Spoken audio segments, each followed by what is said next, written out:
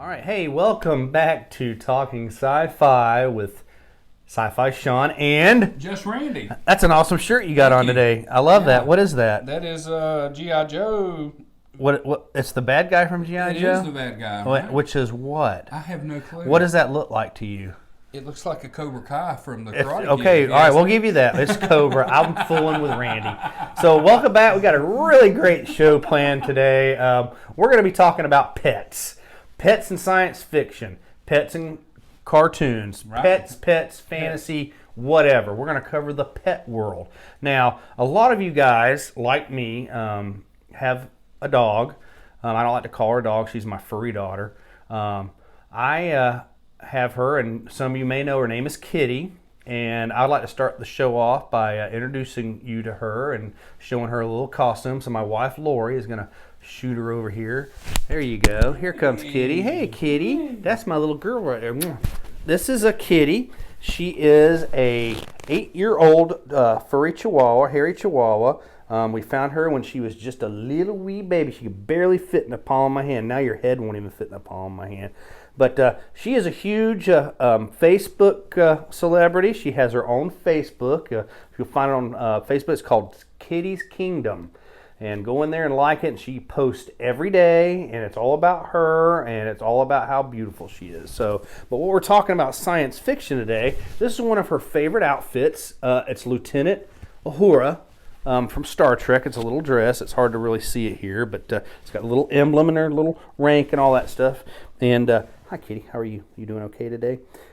People go crazy with their pets, and if you look here, a really good artist friend of mine gave this as a gift. It's from the Star Trek, the original series, when they had that dog with a horn on its head. Well, she made the dog Kitty, if you could see her, put a little horn, a little antenna on her. But Linda Castles, love you, you're great. She always comes to Sci-Fi Bar too.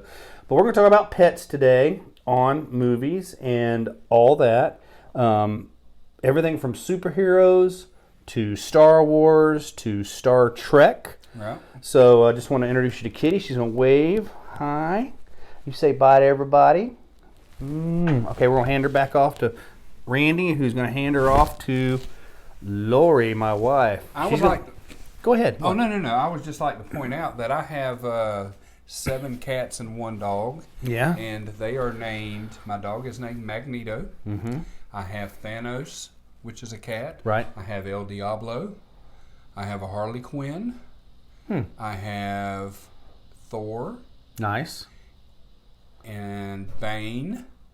Bane? Yeah, Bane from Batman. I got you. And we have one more. Enchantress. Enchantress. Yes, so those are the names of all of our cats. Everybody's like, Sean, we know you're a huge Star Trek fan, obviously. Why did you name your dog Kitty? Well, we have also a lot of cats. We have 5. Mm-hmm. We have Stewie, which we named after Stewie Gilligan Griffin Serdinsky, which is our last name, from Family Guy. Mm-hmm. Okay, because when he runs through the house, it's all back when Stewie was a little baby, you know, on that show. We have a black cat, which we call her Mimette, which was my play on Minuet from Star Trek The Next Generation, which is a holodeck character. Yeah. Okay, I have a cat named Mean One because she was a wee baby, and she was always kind of the one that would paw at you and like hiss and all that. Mm-hmm. So we just said, hey, you're the mean one. So we call her Meanie. Mean one. Who am I forgetting? Who am I? Oh, then we get into the science fiction ones other than the Mimette. Right. We have Pepper Paws, which I take from Tony Stark's wife, girlfriend from the Avengers series, Pepper Potts.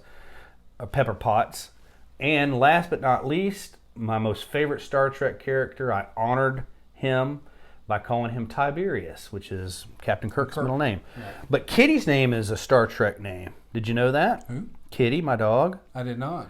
Okay, it's Kitty, Kitty. Her initials on her paper is Kitty Lee, which is a family name from my side of my mom's side of the family. Serdinsky, KLS. Oh my goodness! Did you not know that? I kind of remember. I remember you telling Gavin about that when he was on our show. That's right. KLS. So that kind of worked out, but it's great. Everybody goes crazy about their pets. There's millions of dollars a year spent on pet items, costuming. I've been to conventions and also Sci-Fi Bartow. We had a pet costume contest. A rat won dressed as Batman and Robin. That's right. In two a rats. Rat cage. Yep, in a rat cage. Yeah, wow, yeah, I forgot. Despite all their rage, Yeah. they were still just a rat in a cage. That's right. Dressed as Batman and Robin. But that was really cool. So, I know you mean. Wasn't that a theme song to like that Greenpeace show that used to be on? You know, where the guy chased the people hunting the whales and all that the stuff. Smashing Pumpkins. Yeah. Anyway. Yeah, the world is a vampire. The world is a vampire. Yeah, great show. It is. Psychos. Yes, they are psychos. Good luck with all that. Whale meat is delicious. No, I'm kidding. I'm offshooting. So pets, we decided to do a show and have some fun talking about pets and science fiction and other things. So you see the table here. We have a lot of things. And I'm going to start off with the most unusual, because Lori and I and Randy have been researching pets. Why the hell is R2-D2 up here? Well, you know, people claim that is a pet, but I'm not sure it's a pet. He's normally their savior. Right. He's a servant, though. He plugs in. He helps them get out of tight situations. I'm not quite sure he is a pet. But when you look up pets of science fiction, him and C-3PO come up. Right, absolutely. So I think they're more slaves than pets. Not to get into that whole controversy, but I completely agree. They're tools. Right, and if I had a pet that was sarcastic as C-3PO, I probably would shut his ass up. Yeah. Now, my biggest question about if they consider R2-D2 a pet, how big of a litter box do you have to get for R2-D2? Oh, God, I've never even thought about that. He's only got 3 legs. Could he scratch and dig the hole and then do his business? Then I'm sure he could, but yeah. He always goes beep, boop, beep, beep, boop, beep, boop, right? Right. Maybe say he's got to go pee-poo. Maybe so, yeah. Pee and poo. Yeah. Pee-poo, beep, pee-poo, beep, beep, poo. Does he ever drain his fluids within the shows? You remember there was one where he squirted oil out. That's right, yeah. Which it was one of the newer shitty remakes. The one with Anakin Skywalker growing up. It was when he fought General Grievous, that one. Oh, yeah. And they were on the ship, and it was on fire, and the senator was on there, and he shot out the little oil slick. So maybe. I don't know. Yeah, okay. He had bad diarrhea that day in that movie. That's all I can tell you. I've always referred to him as a mechanic. Okay. The ship's breaking. They're flying. He's working on it. He's, So do you want to leave him on the table for this discussion, or yeah, just that's get rid of him? fine. Okay, all right. Because I don't know. That's up to the powers when you that think be. of pets, can we throw? So this is a little controversial, but one of my favorite movies is Thunderdome, and Master Blaster. Yes, Blaster is the dumb kid. Should I say that? No, the politically correct word nowadays is special needs child. Okay, the special needs that carries the midget on the back, to me, is his pet. Because they rip the helmet off because everybody's scared to death of him, and he's just pretty much has. But he won't kill him because he's a kid. That's right. But he ends up dying. Kid. Right. Yep. Mm-hmm. Spoiler alert. Yeah, spoiler alert. Yeah, they killed the special needs kid in a Mad Max movie, so watch out for that. I don't know if you can consider that's more slavery, I think. Okay, and then that brings me to the Goonies. One of my favorite shows growing up is Chunk. You're really. Is that a pet? What is it with you and humans as pets? I don't know, man. Are you some sort of an alien or something? I don't know, man. But, I mean, he pets him on the hair, feeds him candy bars. He's another special needs character. Let's not go there, I guess. All right, no, we'll go there. We'll leave it. Scooby-Doo. Scooby-Doo is a talking dog. We're all Scooby-Doo, man. Yeah, Scooby-Doo's really awesome. If you don't think your dog can smoke weed, watch Scooby-Doo. Yeah. Scooby Snacks. What is the actual ingredient? Because Shaggy's eating the crap out of those things too. And they're both always hungry. Yeah. Well, I put Magneto through training, and they give these cookies that look like Oreos. Yeah. And they recommended during the training that the adults eat the cookies to see what the dogs are eating. Yeah. And they were actually pretty good. I had like 2 or 3. And there's an outbreak of salmonella with pet treats, so good luck with all that. Oh, shit. It's pig ears. Anyway, we're being crazy and funny, and that's what I love about our shows. I have an assortment of pets on our table. As you can see, if you can see it, I'm wearing a Superman shirt, and he has Crypto. Mm-hmm. That was Superman's pet dog in the series, the animated series, and the comic books and all that. Crypto. And, you have these pets in these movies that actually have intelligence. You're right. And it's hard to, they are your pets, but they're smart pets. Right. So, but you also have some that have very small roles. You take Einstein from Back to the Future. Okay. Mm-hmm. All right. Doc Brown's dog is Einstein. He has a small role. He's just a regular pet. He doesn't have any science fiction, attributes or whatever. He's a test subject, actually. Well, absolutely. Right. So, but he is a part of that science fiction, but he is not, I do not consider him a science fiction pet. You don't? Even though he's in a science fiction movie. I know they mentioned him a couple times in the first one and the second one, I think. And is he in the third one? No, I think he dies or something. No, I don't think so. You don't think so? No, not in Back to the Future. Oh, I must be thinking of something. Cut his head off, Randy. Oh, my God. Anyway, yes, Einstein was a test animal. And testing on animals is still happening in this country today. Public service announcement. And for 15 cents a day, you can save this creature from... This is from Fantastic Beast. Yeah, Fantastic Beast. It's a play on a platypus.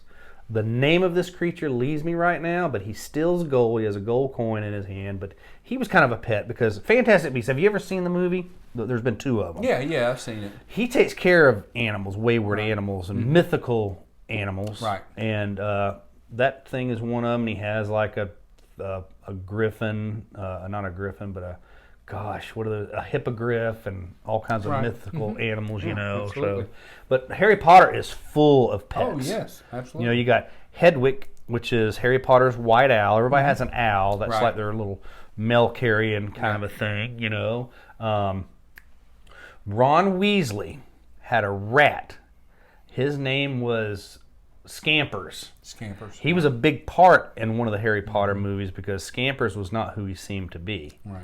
So he was missing a front toe or finger, as it will be. Yes. I don't want to give away anything because I know you probably haven't seen a lot of the Harry Potter movies. So no, I have seen them. Yeah. Name me another animal from Harry Potter. Dragons. Yeah. They were not really pets; they were more of a training thing. But Hagrid took care of a lot of the pets, just like Newt Scamander does. Right. And, what about the spider? You mean that spider right there? Yeah, that's that was Aragog. Yeah, that was not a pet either. No, it was more of a I'm going to eat you and my millions of small children. Right. But Aragog did die, and they broke a fang off because one of the professors found out that their venom was used in a lot of magical potions and stuff. Right,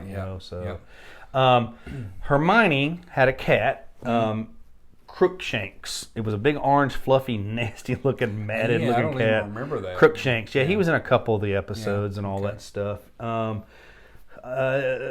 It seems like Neville Longbottom had, I want to say, a big toad or a frog or something like that. But they all have these familiars. That's what they're called in the magical. They're companions. Right. Familiars. And, they have that in Dungeons and Dragons as well, too. Yeah. Familiars, which, a lot of them are pets. And, it's just so many different things. If you really want to go deep into, like, other pets into science fiction, again, I'm the Star Trek guy of this group, and I always bring Star Trek in because that's what my expertise is. Look at the pets that were in Star Trek. Do you remember any of them? Tribbles. Tribbles? Yeah. Yep, we have a whole pile of tribbles. You call them gremlins. I do, which Gizmo was a gremlin and was a pet. He was a mogwai. Yeah. Tribbles were sold on a deep space station by a guy called Cyrano Jones. Okay. He was kind of like a galactic trader. He'd trade in different goods and all that. Well, he'd stumble across this creature called a tribble, and you'd pick it up. And this is Rusty, by the way. A good friend of mine let me adopt him.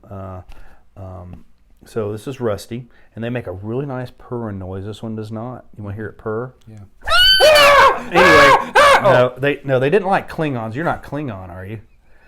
Are you Klingon? No, but I'm leaning towards their race. Well, this is a mortal enemy to the Klingon people. Oh, is it? On Star Trek. Okay. Mortal. It's a nice little. It's like, think of a small cat with no face. There's no butthole. There's a tag because this is that a bit the one that fell out of the space door and there was thousands of them surrounding Kirk? Yes. Okay. That was the Kirk. They were the space station had this special grain that can grow on any planet. They were going to take it to a planet called Sherman's planet. Right. It was Kaylee, something like that. I can't pronounce it, and I'm a Star Trek fan.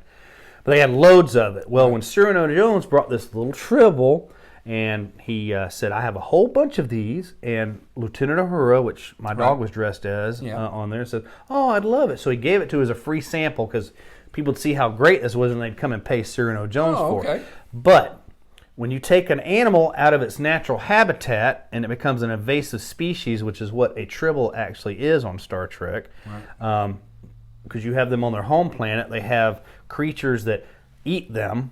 A glama is one of them. It's a really a land octopus almost thing with a bunch of horns on its head. They would eat these things. Now, the tribble is an invasive species, and as most invasive species do, they cause havoc. So when these things eat, they reproduce. Okay. So when this thing would eat something, it'd walk across and then eat something, and then a couple hours later, it'd have 20 or 30 babies. Oh, wow. That could be, And then those babies would eat, and they'd have 20 and 30 babies. So this happened on the show. A lot of you know Trouble with Tribbles. Watch it. They did a remake in Deep Space Nine called Trials and Tribulations. But these were on the Klingon. Part of these were on the Klingon homeworld, and they do not like Klingons at all. So you'd go up maybe purring, you'd come up with a Klingon and go, and then the Klingons would be like, get that furry piece of crap away from me. Right. And it was a part of the storyline because there was a guy disguised as a Klingon, or as a human that was really a Klingon in the Tribble. Oh, he'd exposed him? Yeah. So that's the Deep Space Nine episode if you've never seen it. 2 great episodes. Wow, pretty cool. But Tribbles, yes, pets, definitely, but invasive species more than anything. Just like when people get boa constrictors on Earth, what happens? The Everglades is full of those damn things, you know. Iguanas, same thing, you know. Bufu toads, which was supposed to be a pet, they're poisonous to dogs. That's another one. Here, just north of Bartow, where we film from, is a town called Lakeland. They have an invasive species called a curled tail lizard, and it looks like it's a big lizard. It is fat. It looks it's like almost iguana-like. Yeah. I've ran into them at a client that I do at my day job. They're all over the place, like out in the wild. But yes, Tribbles, great pet. I suggest not feeding it too much because you know what you get when you feed a tribble. More tribbles? Yeah, more tribbles. Well, Dr. McCoy said a fat tribble. No. I mean, Kirk said a fat tribble? No. More tribbles because they reproduce. Oh, okay. 90% of their body is reproductive organ. Okay, well, can we branch off? You said they crawl across the floor. Do they have legs, or do they act like tumbleweeds? Or no, they act. Imagine an inchworm. Oh, okay, I got you. All right. You know, like that. So yeah, no eyes, no legs, but evidently a mouth or of some sort, which they never went into. Star Trek has a lot of pets. Yeah. I think 2 of the most famous pets on Star Trek would be Data's cat, Spot. He had a big orange tabby cat, Spot. Right. He had it with him on a lot of the episodes. It got turned into an iguana in one episode, which then he found out that Spot was a female. Right. Because the iguana, they went through a evolution kind of a disease. We didn't discuss that in our disease. Oh, yes. And it turned Spot. It reversed his DNA, genetics, and when him to evolve, he evolved from a lizard species. Oh, okay. Even though he was, like every one of us say, oh, we evolved from monkeys. Well, we evolved from something before monkeys, and that's where they were going with this. So, did Picard have a beagle or something? No. He had a fish. A fish. Yes, we'll get into the beagle in a minute. Okay. Picard had a fish called Livingston. Okay. Jonathan Livingston Seagull. That's what it was kind of named after. And they lived in a big tank, and it was one of those, another invasive species, one of those lionfish that have the spikes. Right. They're all over the Gulf now, and there's actually hunting permits to fish for them and everything. Another book we were forced to read. Yes. Yeah. But yes, he had a fish. Data had the cat, orange tabby cat. Beagle. That was another Star Trek series. Where's that from? I have the beagle right there. Oh, yeah, Porthos. That's an actual Oh. Porthos beagle from the television show Enterprise. And it had the guy that played the Quantum Leap guy. Oh, yeah, Dr. Sam Beckett. Yes. All right. But he had the dog on the spaceship, and it was the first ship to go out of the solar system on a starship that had warp drive. So he had this beagle, and through the entire seasons, I think there were 4 seasons, the dog got sick. Something helped him with the dog. The dog broke the prime directive. They took him down to a planet. They were meeting these people the first time, and he pissed on one of the trees. Oh my God. And it was a sacred tree, and there was a whole spiel. A great episode. Did they eat him? They wanted to, but that was one of the episodes where Porthos got sick. He picked up a pathogen on the planet, and another lizard thing. The doctor had to transfer something out of a lizard to make him better. I got you. Long story short, great episode. Porthos. Captain Archer, Jonathan Archer. That was the captain there. Yeah. He named Porthos after one of the 4 musketeers. He was the 4th musketeer. Yeah. He was the runt of the litter, Porthos was, and Porthos and the 4 musketeers was kind of like the younger, throwback kind of a situation. So a little bit of tie-in there. Right. All types of animals in Star Trek. You have to run into them. They have them a lot in the background. I think my most favorite pet from Star Trek is Khan Noonien Singh from Star Trek II: The Wrath of Khan. They had these little creatures that lived in the sand called SETI Alpha 5 eel. Right. And they were a pretty good little chunky little, you can throw up a picture of it when you find one little thing with pinchers, look like an earwig. Right. And it would have its little babies hugging on its back. So Khan would take the little baby out, which is a little worm, maggot-looking thing, and if it crawled in your ear, it would make you susceptible to mind control. Right. And later follows madness, then death. But they use it as a torture device. Yes. So, but he called them, these are pets, not quite the domesticated. That's right. And that's enough. So we'll bridge off from Star Trek a little bit there, because we talked about Harry Potter. We've talked about Back to the Future. Let's talk about some other movies that dogs have been in and television shows. We had a previous podcast about Doctor Who. Yeah. We talked about Canine. Yeah. And I think it falls under the same type of a situation as R2-D2. It's more of a machine, a sidekick. Our guest, R. Bruce McGill, which you have got to find that podcast and watch. It's a great podcast.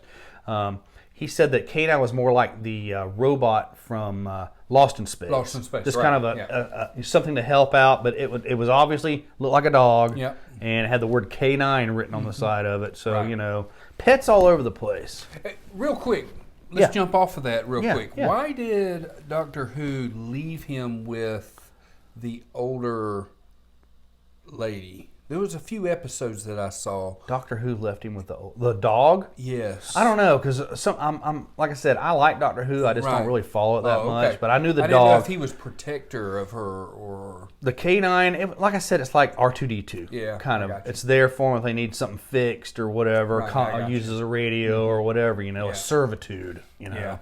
But it's been in Doctor Who for years and years and years. Yes. So I wrote down some cheat sheets. I think one of my most favorite Disney-ish type movies, I think it is a Disney movie, it had to do with, there's been a lot of Disney movies about animals. Right. The Cat from Outer Space. Have you ever seen it? I have not. It's an older movie back before you were born, back before I was just a wee lad. But, was the cat the hero, or was the cat an actual pet? The cat was an alien. Okay. So he had these special technology of a collar. It was a cat collar, lit up, and it would make him be able to speak to you with mentally. Okay. And he was intelligent. Their ship looked like a cat head and all that stuff. But when the thing came off, he became just a regular cat. Yeah. Oh. So that happened because the bad guys in there said, "Oh, we need this technology." Blah blah blah. Right. His name was Jake. Jake the cat. Jake's not a cat's name, it's a human's name. But, it's just funny, the cat from outer space. He was a pet. Did he wear khakis? No, he did not wear khakis. He was a gray Bengal, I believe, was the species of the cat in that. So, do you remember the movie Beastmaster? Yes, I do. You did? That was one of my favorite as a kid growing up, and the black tiger was always one of those, oh, if I ever had a pet, that's what I would want. Until the one ate the guy in Las Vegas. That's right. And I was like, yeah, fuck Well, that. if you're going to mention that, you got to mention Cringer. Oh, yeah, that's true. From yeah. Masters of the Universe. Yeah, oh, yeah, You know, absolutely. Because that was Prince, what was He-Man's real name? Prince, help me out, people. Darn it, but his name was Cringer, and then he turned into Battle Cat. Right, so, after he said, I have the power, the cat's, what if he did that, and Cringer was taking like a crap in the cat box or something? Oh, that would be He's like, oh, God damn it, I got to get out of here. I'm taking a crap here, Master of the Universe, He-Man, give me a break.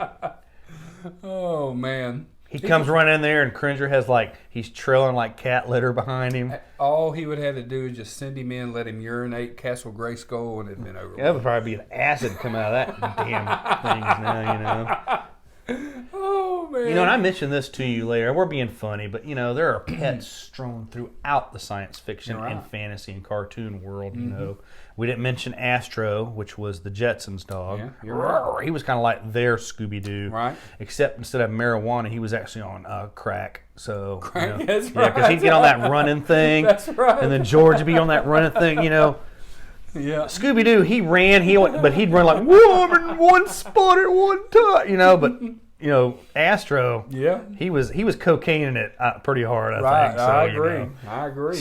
Dogs and drugs. That's crazy. Hey, not to mention Game of Thrones had the dragons. Were they pets? Targaryens. Yes, the two. Yeah. So they'd actually the old lady. Absolutely. So instead of a crazy cat lady, there was a crazy dragon lady. That's right. That would have all the dragons come and She she'd be was feeding. gorgeous. There you go. That's right. Yeah. I never watched Game of Thrones. They would scour the lands looking for goats and sheep to feed the Would they really? the dragons. Yeah. Oh, that's And one of them cool. become a zombie dragon, which was fantastic. So now you had dragons versus dragons. I was always to understand that Game of Thrones didn't ever show the dragons. It was just like a shadow. No. The They buildings would showed catch them. them. Did they? They destroyed towns and everything, and they would win the war almost every time they were in a fight until one got turned to a zombie dragon, the White Walker's dragon. Okay, all right. And now it made the wars and the fights a little even. So yeah, it's fantastic. I didn't know Yeah. that. Yeah. I'm gonna have to take 20 years of my life and watch that series because it's long. There's a lot of sex and nudity in it, which I would probably enjoy. There's a but lot you know, of incest. yeah, it's kind of that's one of the things that You're a steer little me. old, and I kind of steer away from that yeah. stuff, So, but yeah, I figured the time you got to that, which would be episode 2, you would turn it off. because there's like a midget porn in it or something. There's like a midget. He is a very sexual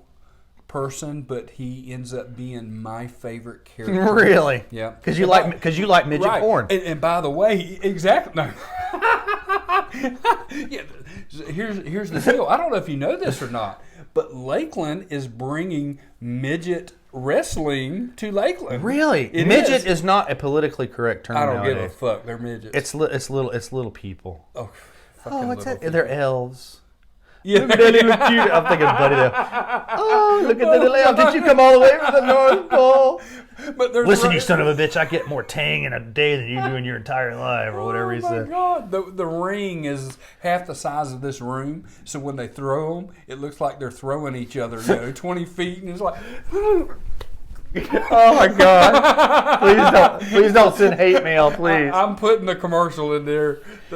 All we're saying is, if you're a little person, midget, dwarf, whatever, if you're watching this episode, contact us. We'll have you on the show. Absolutely. We'll bring We on love a you. couple others, and we'll make you guys fight in here. And we don't consider you a pet. We don't consider you a pet.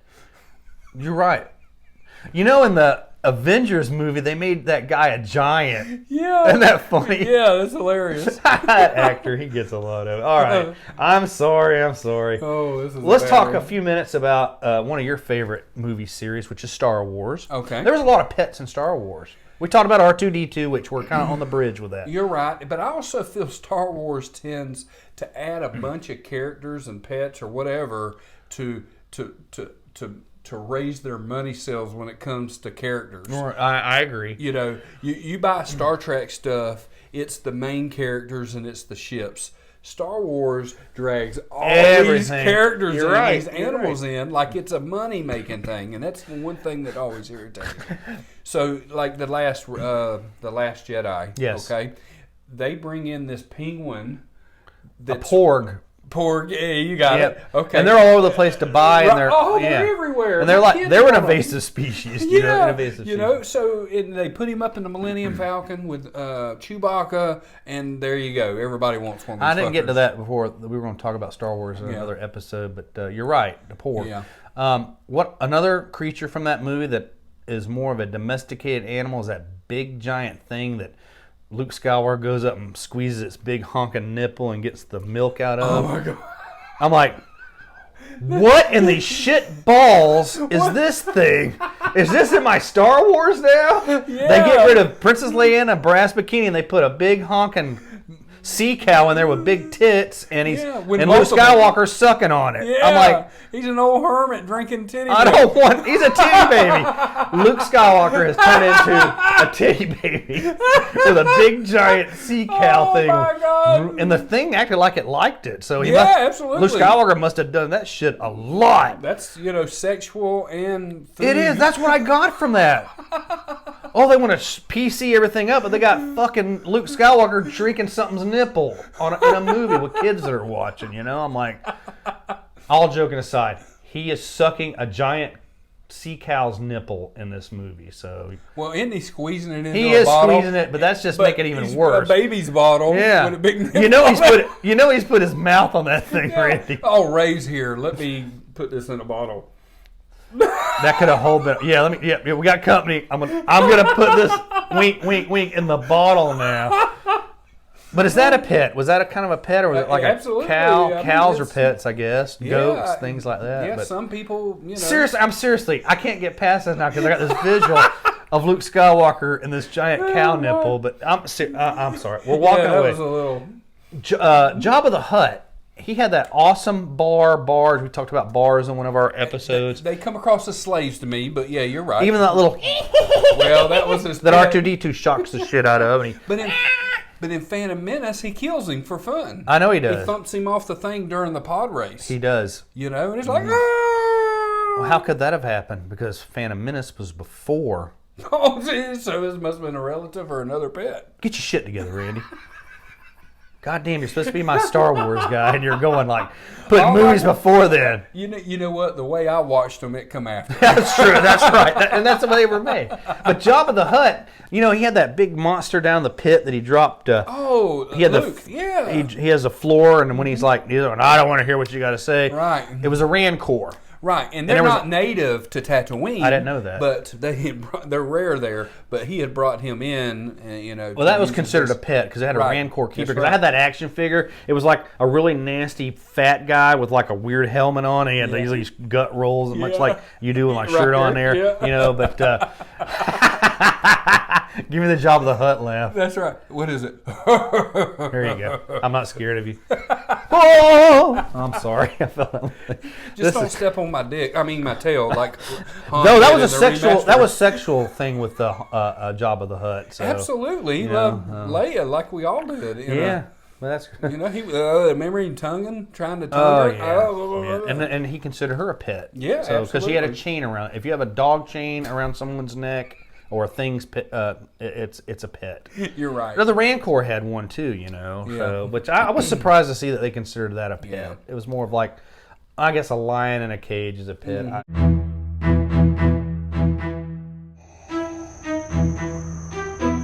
Join Talking Sci-Fi or else.